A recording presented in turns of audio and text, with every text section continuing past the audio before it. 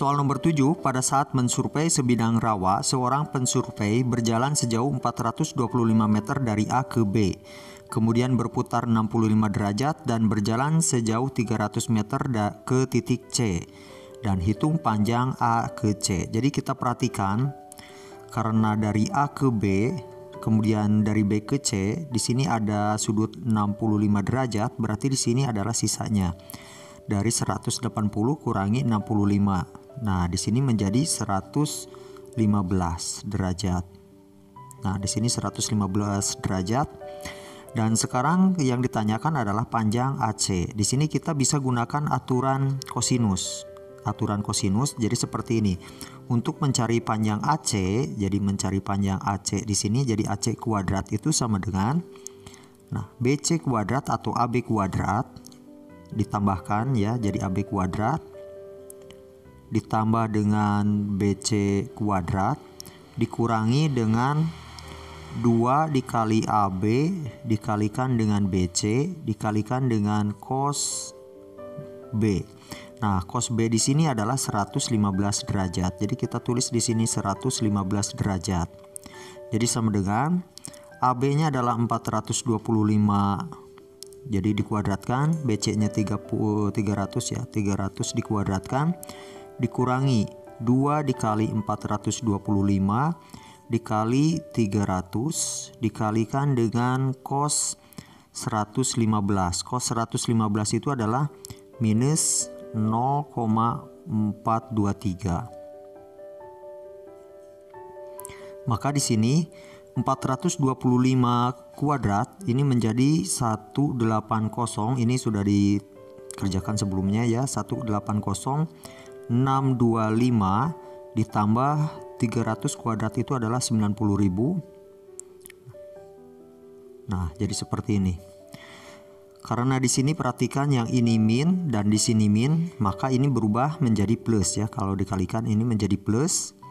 Di sini adalah 107767,657. Maka hasilnya di sini adalah 378392,657.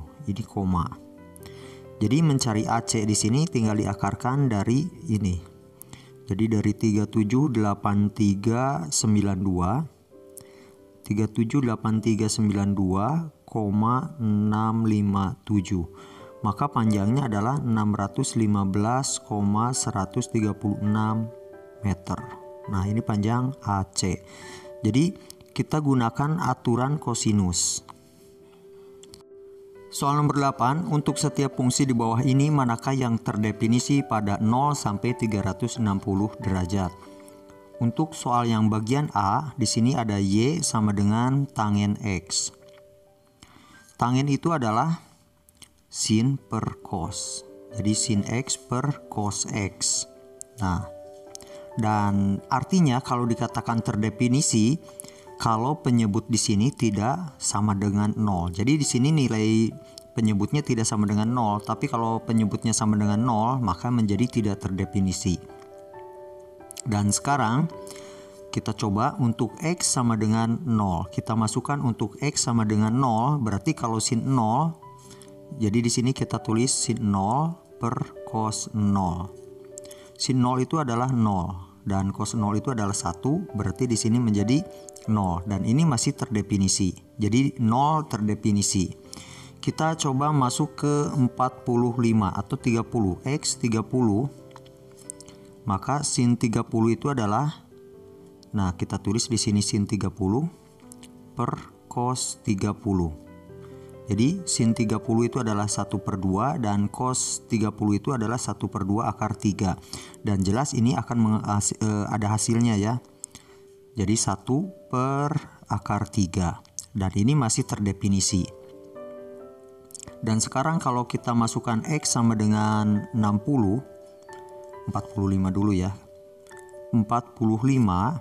Jadi kita masukkan untuk sin 45 dibagi dengan cos 45 dan ini adalah setengah akar 2 dan bawah juga adalah setengah akar 2, maka hasilnya adalah 1 dan masih di sini masih terdefinisi. Sekarang kalau kita masukkan untuk X sama dengan 60. Kita masukkan sin 60 per cos 60. Jadi sama dengan sin 60 itu adalah setengah akar 3 dan cos 60 itu adalah setengah. Ini coret berarti hasilnya adalah akar 3.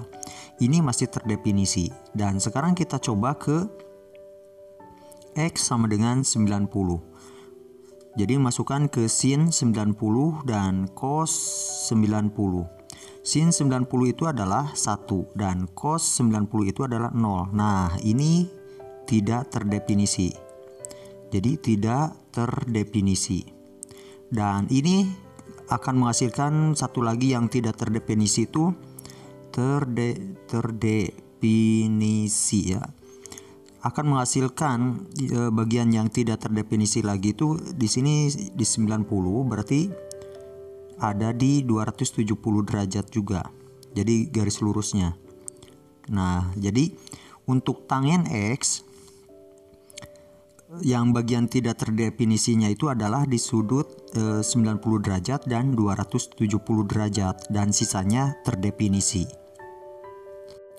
Soal bagian B untuk kotangen X ya, kotangen X. Kotangen X di sini adalah cos X per sin X. Artinya kalau mencari yang bagian tidak terdefinisinya itu harus dibuat sin X-nya menghasilkan nilai 0. Harus dibuat sin X-nya menghasilkan nilai 0.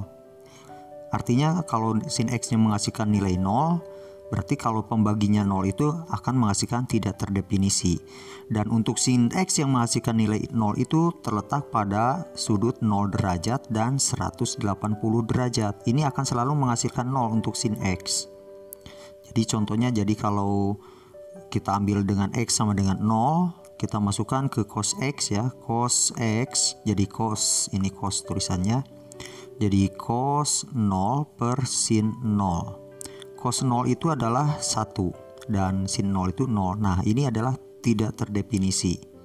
Jadi yang ini tidak terdefinisi. Jadi tidak terdefinisinya ternyata di sudut 0 derajat dan nantinya di 180 derajat juga akan menghasilkan tidak terdefinisi. Jadi untuk bagian terdefinisinya dari ini pokoknya yang bukan 0 derajat dan 180 derajat. Soal bagian C, di sini ada Y sama dengan secant X. Secant X itu asalnya dari 1 per atau sama saja dengan 1 per cos X. Jadi ini akan selalu terdefinisi selama cos X-nya itu tidak sama dengan 0. Tidak sama dengan 0. Dan sedangkan di sini untuk cos X yang menghasilkan 0 itu adalah pada sudut 90 dan 270 derajat.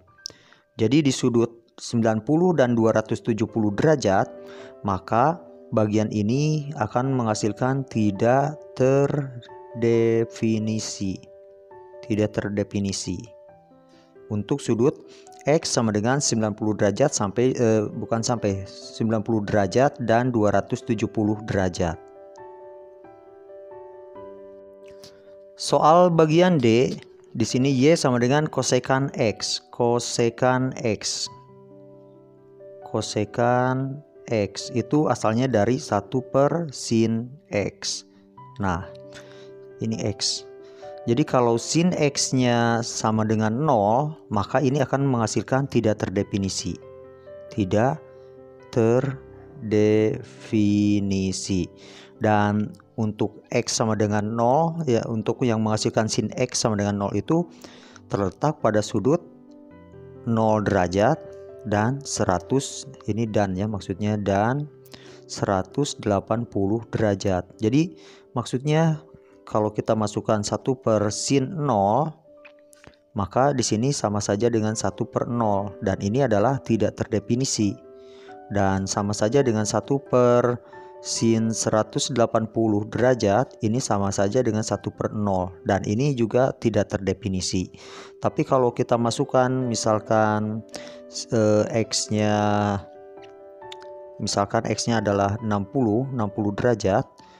Nah, perhatikan berarti di sini kita tulis 1/sin 60 derajat. Itu sama dengan 1/60 itu adalah setengah akar 3. Nah, ini terdefinisi karena pembagi atau penyebut di sininya tidak sama dengan 0. Jadi untuk kosekan X ada bagian yang tidak terdefinisinya itu di sudut 0 dan 180 derajat.